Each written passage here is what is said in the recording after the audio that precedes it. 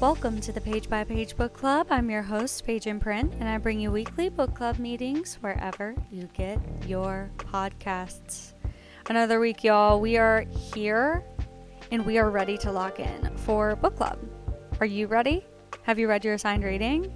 Have we done all the things? Because you know book club is mandatory. I'm so glad you're here. Happy Wednesday if you're listening on release day, or happy whatever day it is. I had a whole other episode planned this evening, and then I kind of got a wild hair. There were tons of comments on 2 episodes ago, my Q&A episode. I did a little portion on perfectly hyped and underhyped books from a few of my favorite authors, and people seem to really enjoy that. And so we're going to do an entire episode of underhyped books. Yes. It's going to be incredible. It's going to be so fun. There are so many books that I want to talk about. So many books that I think deserve far more love than they are getting. As you know, as a creator, I'm a book recommender, not a book reviewer. So I do keep my account 100% positive. You'll never find me talking about overrated books by any means. And when I say underrated, I just mean they are not getting the love that they deserve. I do not mean that they're not good. I don't mean that there's any reason that they're not getting the love they deserve. Underrated is by no means meant in a derogatory way. I just want to shine some more light on these stars. So I think it's going to be very fun. I do read a lot of indie authors. I would say probably 75% of the books I read are indie. To anyone who does not know, indie means that the book is independently published by the author. There are a lot of ways that that can be done, but to put it simply, they're just not releasing their book through a traditional publisher. So the other side of publishing is, people will call it trad publishing or traditional publishing, and that is going through a publishing house. So neither of them is better or worse, right or wrong. It kind of is up to the preference of the author in many ways, how they want to put the books out into the world. There are some authors who have some series that are indie, some that are trad. It's really just whatever suits them best and makes most sense for them. So I say that because indie authors do the majority of the marketing on their own, whereas maybe a traditional publisher might have more resources. That's not always the case, but from my perspective and my understanding, that is the case. And so I'm really excited to talk today about a few books that I just really love and want to give more hype to and kind of help promote them. So the majority of them will be independently published, if not all of them. Yeah, let's go with the majority. I think that's what we're going to go with. So I don't even know where to begin. In that last episode, I did like some of my frequent flyers. So I do think I'm going to stick to that and expand upon that today. I think that would be a good place to start and a good place to go.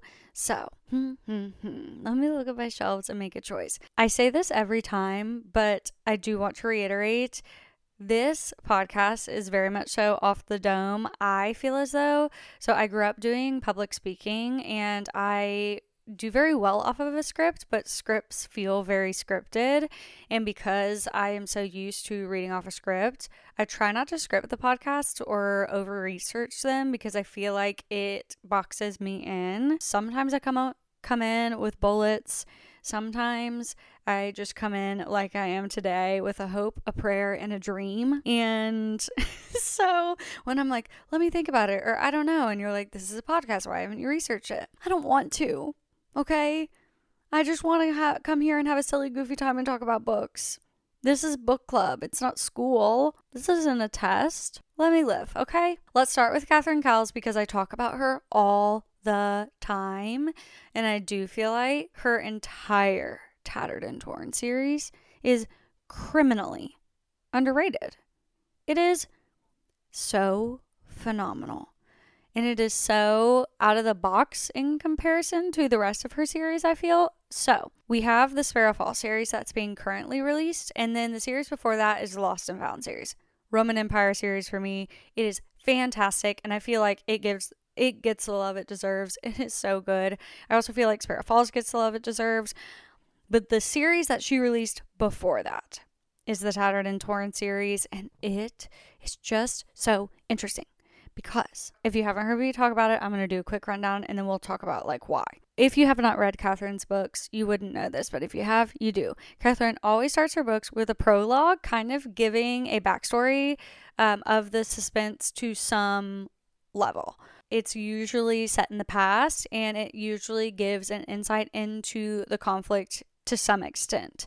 And so the very first prologue of the very first book details the kidnapping of a young girl by this man and this man's daughter saving the girl. She rides into town to the sheriff's department on horseback to notify them that her father, who's part of this extremist doomsday cult, has kidnapped a girl, and he kidnapped her.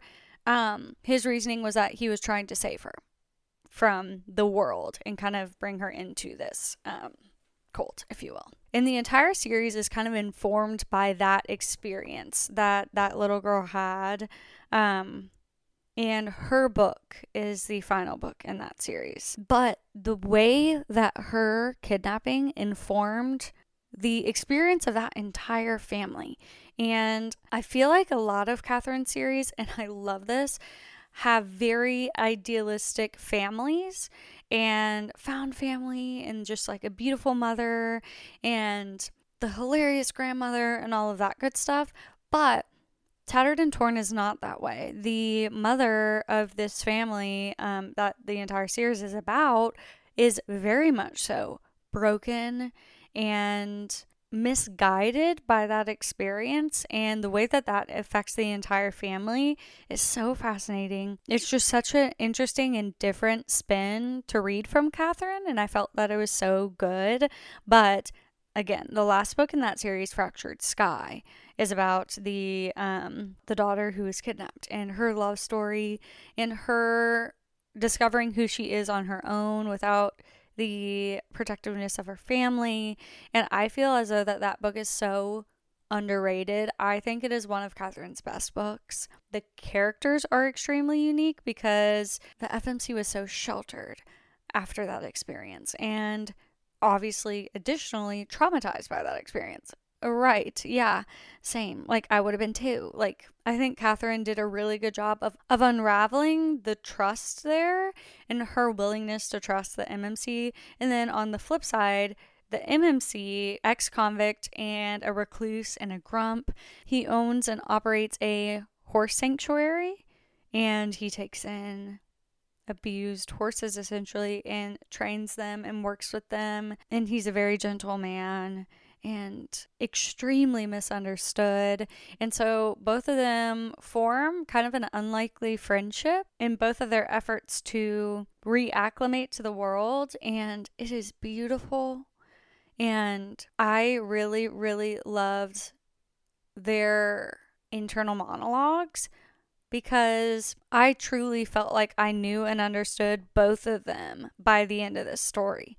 Like, I just think Catherine did such a great job of detailing their experience. And then the entire series as a whole, there is a like thread throughout about this extremist cult, and the FMC in the third book escapes it, and like she is an adult that has escaped this religious cult and is trying to recover from it. It's just a unique, different perspective from Catherine, but the same Catherine Cowell's romantic suspense caliber. So if you have read the Sparrow Falls series, if you have read Lost and Found, I could not urge you more to continue on moving backwards into the Tattered and Torn series. It is so unique, different. It gives a different feel, but I loved it. So yes, that is my underrated pick from Catherine. Keeping on the romantic suspense train with Samantha Young. I feel like Samantha is best known for her On Dublin Street series. She's releasing a second generation series of the On Dublin Street series children, which is super, super fun. But I feel like her Adair Family series is underhyped. I have not read her backlist in its entirety. I've read the Adair Family, The Highlands, and On Dublin Street. My mom, however, is a big Samantha Young fan and has read so much of her backlist, and she keeps saying like, you're gonna love this. So I can't wait to keep going back because my mom is flying through Samantha's backlist and is loving it. So shout out to my mom, and shout out to Samantha Young. But I really do feel like Samantha Young's Adair Family series is top tier romantic suspense as well. Set in the Scottish Highlands, on a luxury estate for the film and television industry. It's a members only estate. Only members of the film and television industry can be a part of this, and it's kind of a vacation spot. Think like a fancy country club in the Scottish Highlands. It's like a day spa, rest and relaxation type thing. Really fascinating. So that's kind of the setting of this world. And then the entire series follows the 5 Adair siblings. I think the first book, Here With Me, I always recommend it to people. I think that it is just a really great romantic suspense read. He's a retired actor, and he has moved back to his home in Scotland. Mind you, this estate used to be their childhood home. It's a castle, but the castle was very run down when they lived there, and he has bought it and since revitalized it, turned it into what it is today. So keep that in mind. But his bodyguard has moved with him. His bodyguard is maybe, let's say, 3 or 4 years older than him, but his bodyguard has a daughter that he had when he was 16 years old. There's a 16-year age difference, 17-year age difference between him and his daughter. And there is a 13-year age difference between the MMC and the daughter. So the daughter still lives in the States. She is a police officer until she is shot in the line of duty, recovers from that, and realizes she does not want to, A, continue being a police officer, and B, continue life not knowing her father. And so she goes to Scotland seeking a relationship with her father, and in many ways resents the MMC Lachlan for taking her father from her. And you ultimately find out that that is not at all what happened, and it's really devastating actually, but there's a very intense dislike, if not hate to love element of this story, where she resents him deeply. The FMC Robin resents the MMC Lachlan very deeply because she feels as though he took her father from him. And he doesn't love that she came in guns a-blazing. Well, Lachlan has a stalker, and the stalker has been a nuisance, but now is an actual threat. Very early on in the book, quickly after Robin arrives on scene. And then, shortly after that, the stalker attacks Mac, her father, his bodyguard, and Mac is hospitalized. And so she's like, I am staying and I am figuring out who this stalker is because it has affected my dad, my family. I want to be here for him, so on and so forth. And so she does. And she's trying to uncover this case. And he doesn't really want her digging into this, but they also need to find the stalker. It's really fascinating. And the unknown subject, the bad guy, was so unexpected. It was a really fun read, and it just leads into a string of books that are really phenomenal. I think the Highland series is fantastic too. You do get cameos from a ton of the Adair family, if not all of them. So I always recommend reading the Adair family first. It's not required, but I actually read the Highland series first. I was like, who are these people?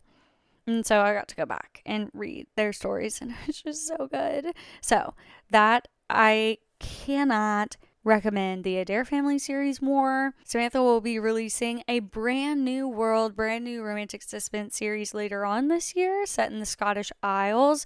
I'm so thrilled to be back in a Samantha romantic suspense era. Now, she's crushing this on Dublin Street Second Gem. The first book, On Lover's Lane, it was really phenomenal. Both of the leads in that book found their way onto my top MMC and FMC spots. I just think that it was beautifully deep, beautifully done. It really can't be encapsulated into tropes. I loved it. I really did. So Samantha is crushing, taking names, doing all the incredible things as of late. And I am so grateful to support her and be a fan of hers. And I know my mom is too. So yes, that is Samantha Young. Let's switch gears because y'all know that I could talk about romantic suspense all day, every day. And I likely will be. No, not even likely will. I absolutely will be looping back. So let's do a hybrid series. How about that? Because I can never quite let go of romantic suspense. Victoria Wilder. she is currently absolutely blowing it out of the water with the Bourbon Boys series, as she should. As she should, because that series is so great. But her series before that is called the Riggs Family series, and it is so good. So good. So good. So interesting. It follows 4 siblings whose family owns an outdoors company. Think like REI or maybe even Bass Pro Shop. I'm not exactly sure, but it's like an outdoor goods company. Okay. The series follows each of them kind of finding their place in the family business, finding love. Some of them land in the family business, some of them don't. They are engaging, they are spicy, they are really strong developmentally from a character perspective. I feel as though I say it every episode, but it's really true. Victoria Wilder has the ability to write a female lead in a way that is so raw and real and relatable and different. Her FMCs are infused with so much life and tenacity and strength. I don't know how else to explain it. And her MMCs are phenomenal too. I mean, Lincoln Fox from Bourbon and Secrets, the second book in the Bourbon Boys series, is a top MMC of all time for me. Victoria is just a star, but her FMCs in particular, if you like a Willa Grant, if you like a Jules Ambrose, if you like a strong, independent, funny, witty, intelligent FMC, you need to read Victoria Wilder. Every single one of her FMCs hits that way for me, but in particular, as you all may know, but it is absolutely, completely, and utterly underrated, is Hidden Peak. G. The FMC in Hidden Peak is just unmatched, unreal, phenomenal. Our FMC and MMC have an evening together, not a spicy evening together. They just get to know one another while she is working at her family's bar, and they agree to meet the next day to go on a date. Well, she goes home and ultimately ends up in a situation that lands her in the witness protection program that very evening. He meets where they're supposed to meet for their date. He desperately tries to find her, and she never shows. Not only that, he continues to return to New York trying to find this woman because, dare I say, love at first sight? Dare I say soulmates? Dare I say fated mates? Like, he just knew in his gut and in his soul that this was the woman for him, and he wanted to find her. She's heartbroken. She's devastated. Years later, she is placed in this small town, and she's pursuing her dreams. She's becoming a tattoo artist. Sure, she is a tattoo artist at this time. She makes friends with his sister, unknowingly. Makes friends with his sister. And his sister's like, oh, I'm going to my brother's engagement party. Do you want to come with me as my plus one? Like, let's be friends. It's hard to make friends. Like, yes. So she goes with him. And whose engagement party is it but the man from all these years ago? And so what's so interesting about this book is in the first book, you see that the two of them seemingly butt heads, fight like cats and dogs, bicker, but like the tension is so heavy. And so we're going back in time, gaining an understanding of their past. And what happens is she's like, I cannot form a romantic relationship with you. I cannot set roots down in this town. So I either need to leave now, or it'll be easier to pretend to hate you than falling in love with you. And they agree to that. And so they decide to hate each other because they feel so deeply for each other. That's kind of a way of expressing that, if that makes sense. Like, what is the opposite of love if not hate? And so they do. And that's the perspective that you're seeing all throughout the first book. And then you get a glimpse of it in the second book. But it's like, it is a show. It is a disguise. It is an illusion. Like, it's everything but hate.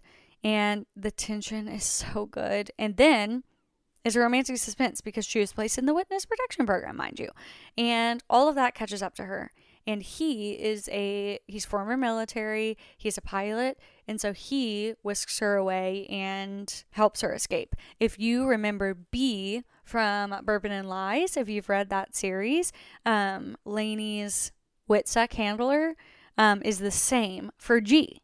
So you get to see B again, and that is so fun. So anywho, they fall in love. It's best friends brother. It's second chance. It's love to hate the love, but also just like love all the way. The tension is so good. It is a top read of all time for me, and it is so underrated. I love, love, love, love it. Y'all, I get so parched filming these. I'm just yapping. Nobody's surprised. She can't be quiet. But man, girl needs water.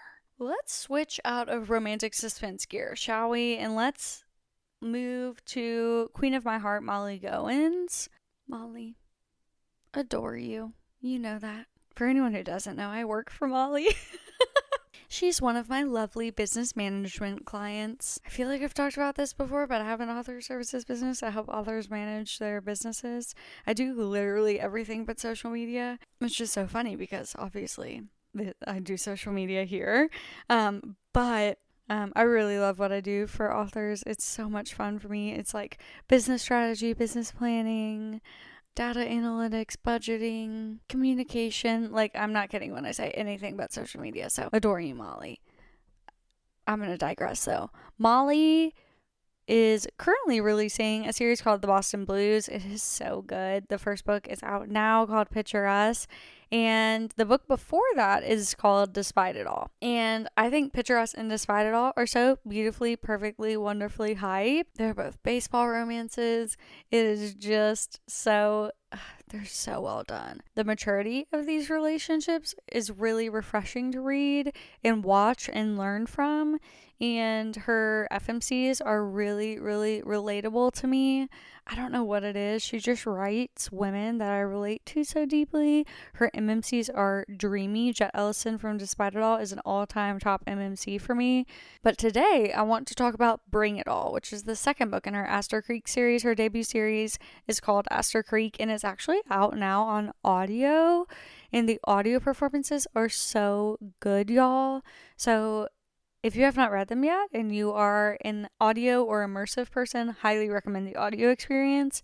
But the second book in particular, y'all are going to eat up. It is so good. So what it's about is our MMC is a police officer, and he is also slowly becoming the guardian of his niece because his sister is maybe lacks the responsibility and drive and initiative to be the mother that his niece deserves, let's say. And so he has taken it upon himself to help raise her. And our FMC is her teacher. She is also the police chief's daughter. And an incident many, many years ago has led her to strongly dislike our MMC. And because of that, and the way she kind of like treats him and responds to him, he responds in kind. So they have this like really strong dislike to love, bickery relationship. This story is so well plotted. I love the cadence of it. What I really love is that it is a dislike to love, but the moment he decides that he's wrong about her, he's all in. You don't have to watch or experience the will we won't we of it all, which I really, really appreciate. It was just like, okay, I was wrong about you. Much like Cash, I feel like I've talked about this multiple times by Jessica Peterson, where it's like the humility to be wrong. Like, I was wrong about you. I am so sorry. In fact, you enamor me. In fact, you've bewitched me. In fact, I like you and I was wrong. Like, I'm all about those moments. Y'all know this. So really love that. Really love the single guardian dynamic. Really love her stepping up to the plate for his niece. Check your trigger warnings on this book. Check your trigger warnings on all of the books, please. Every book I recommend. I am so grateful that people blindly trust my recommendations. However, I could not implore you more to please always check your trigger warnings, do a little read through of the synopsis, maybe, dare I say, even read some reviews, and make sure that the book will be in alignment with your enjoyment. Because a little research could save you a lot of heartbreak on the back end. And even if 9 out of 10 books that I recommend to you are going to be a absolute home run, I would much rather you just spend a little extra time researching to save you the heartache, because something that might not bother me might bother you, and vice versa. So anyway, that's for every book. But yes, check trigger warnings, of course, because this book's a little bit heavier than her other stuff. I digress. Really great story. The whole series is really, really great. It's just a classic, sweet, small town, and it's refreshing, as always. I think that Molly's books, if they're anything, are refreshing. They're great summer reads. They're great poolside reads, beach reads, feel good, happy, lovely. So, and I'm not just saying that because I work for her. I really do adore you and adore your work. Let's do, speaking of Single Guardian, I cried over this book 2 episodes ago, so I'm going to keep it together in a jam by Kate Canterbury. I just think that this story is so good.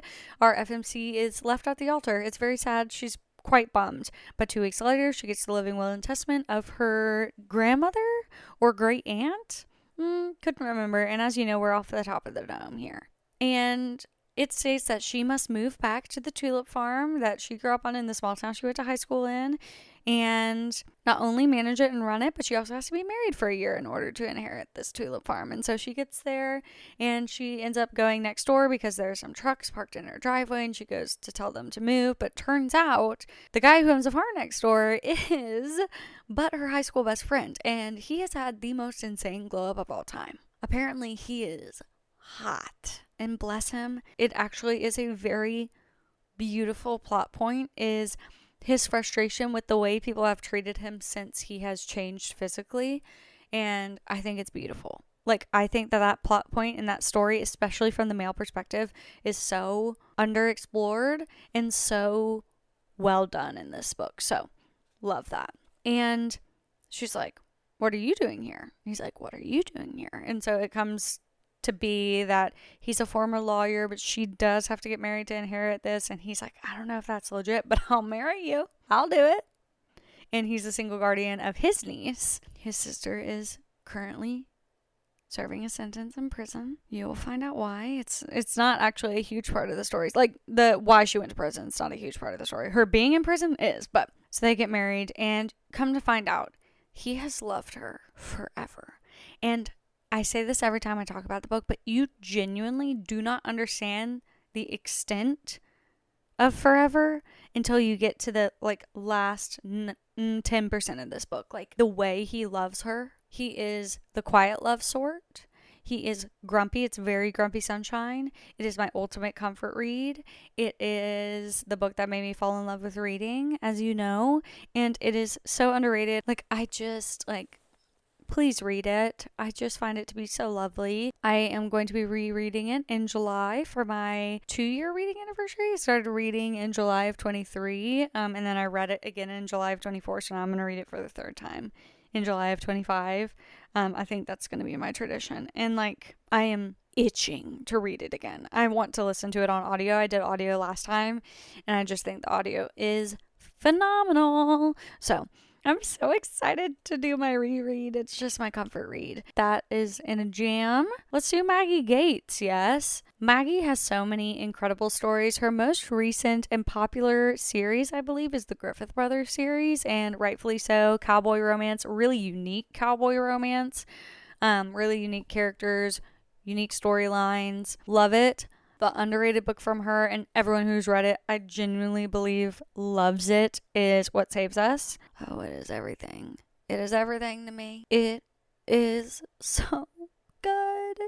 Throughout the series, you kind of watch our MMC fall for one of his best friend's little sisters, and he has just evidently been enamored with her, and she has had little interest, or it's not even from what I remember, little interest so much as it is her attention is elsewhere. And she ultimately is pregnant, not his baby. In fact, she is in grad school and it is a professor's baby. Uh-oh. Not good, very bad, but that's okay. She's going to rock the single mom thing, and she's going to do this by herself. Well, early in the book, she's actually been pregnant in the previous book. And so early in this book, she goes into labor at home and calls the EMTs, and our MMC is an EMT, and he responds to the scene and ultimately helps birth her child right then and there. From the moment this sweet girl is born, Shane, the MMC, is like, those are my girls. They're everything for me. And he is a beautiful testament of showing up for mom. Yes, he loves that baby, but he shows up for her time and time again throughout the postpartum experience and throughout her being extremely overwhelmed as a single mom. And I think everyone is trying to do everything for the baby, but he is focused on her.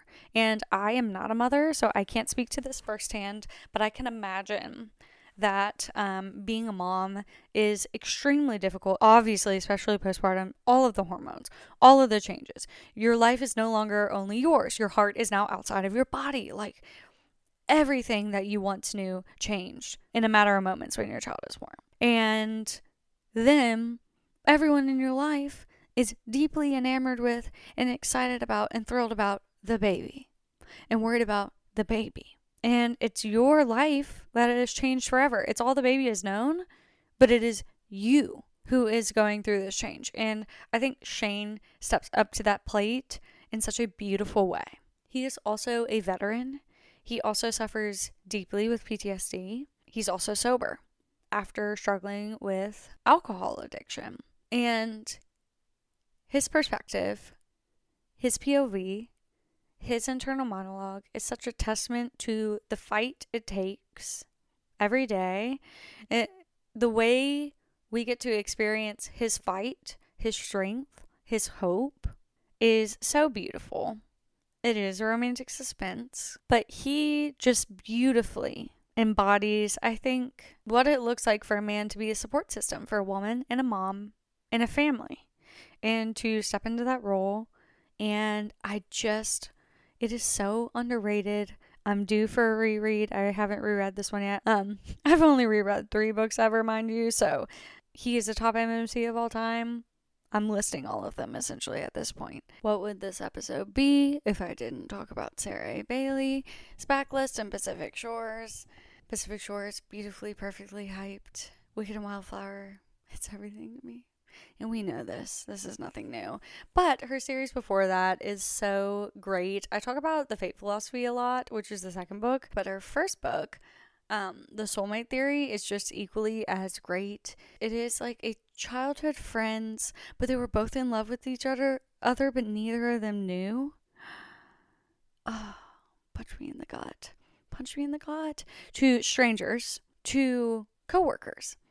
And the forced proximity, the rediscovery of one another, his evident, deep love for her, and everything that she is, and everything that she thinks she is, and who he knows she is.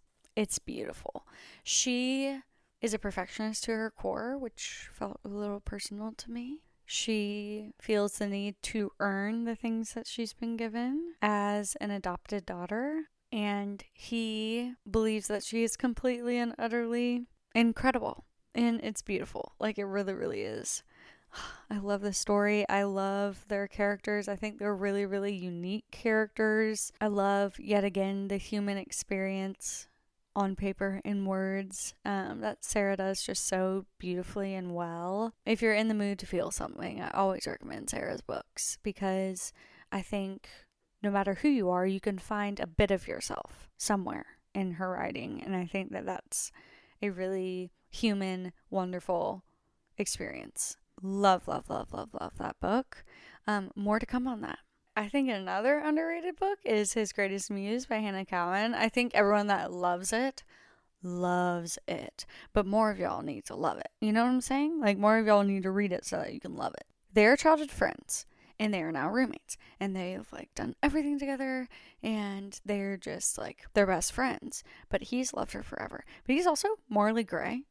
He's also just looking at the world from a different lens than the rest of us. He's a rock star. He's very possessive. He is very jealous. He's very in love with her. More than in love. He's consumed by her. He lives and breathes her, if you will. And she is his best friend.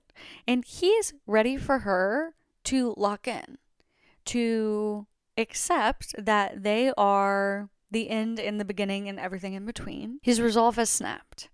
And again, he's morally a gray rock star. She is a boxer. And so he aligns his tour schedule so that they can travel together on his tour bus, and it will stop at all of her matches. And so the forced proximity, just the darkness that is Noah Hutton, unreal. I'm talking tattoos. I'm talking piercings. I'm talking run. That's the microtrope. He says, run. You see what I'm saying? You're picking up what I'm putting down? Yeah. And she can fight. Like, a girl who can fight? Fantastic. Give me 14 of them right now. So it's not that people don't love the book. It's that more of you need to love the book. You see what I'm saying? I mean, that's the case with all of these. Another one is a book called Wrath of Love by Vanessa Stock. It is a motorcycle club and mafia romance. So he is from a motorcycle club family. She is from a mafia family. And it is a Greek mythology retelling. So all the characters are loosely inspired by Greek gods and goddesses, which is really, really interesting. So she comes from this mafia family. He comes from this motorcycle club family. He is in business with her brother. They own a nightclub together. And her brother is unexpectedly killed. Very mysterious, very odd, very public, very weird. And kind of like a peace treaty for protection and alliance, she is betrothed to our MMC's brother. Yeah. And so she is sent to live at this motorcycle club compound. And she is falling for this guy who knows her brother, and she wants to avenge her brother's death, and he also wants to avenge her brother's death, but she's betrothed to his brother, and I mean, it's brutal, it's angsty, it's like, it's dark, the suspense is unreal. Every time I thought I knew what was going on, I didn't. If you're looking for a fluffy romance, if you're looking for a standard romance, this is not the one. This does have like love triangle elements to it, and as you all know, I avoid the love triangle like the plague. The way that Vanessa did this, I genuinely felt as though there was no other way for it to be done. For this story to progress, for it to continue on, I genuinely felt like the way that she unraveled this, it was how it had to happen. So check your trigger warnings, do a little research before you dive in, because it just might not be the story for you. But for me, as someone who usually is like absolutely not on the love triangles, this was it. And I'm not talking about it enough. And I think that's going to be it. Those are a few of my underrated reads I really, really love. I think you would love too. And yeah, I can always do a part 2 of this episode if you would ever like for me to. I'm always open to episode suggestions. So if there's an episode you would like for me to do, literally just holler, give me a call, shoot me a DM. There's nothing I love more. Thank you from the bottom of my heart for everything that you all do for me, because I feel really grateful. And it is my honor to recommend books to you. I mean, what a cool job. So thank you for everything as always. I love and adore you all. I hope you are having a great day, a great week, a great month. Thank you as always for spending your time with me. I'll see you in the next one.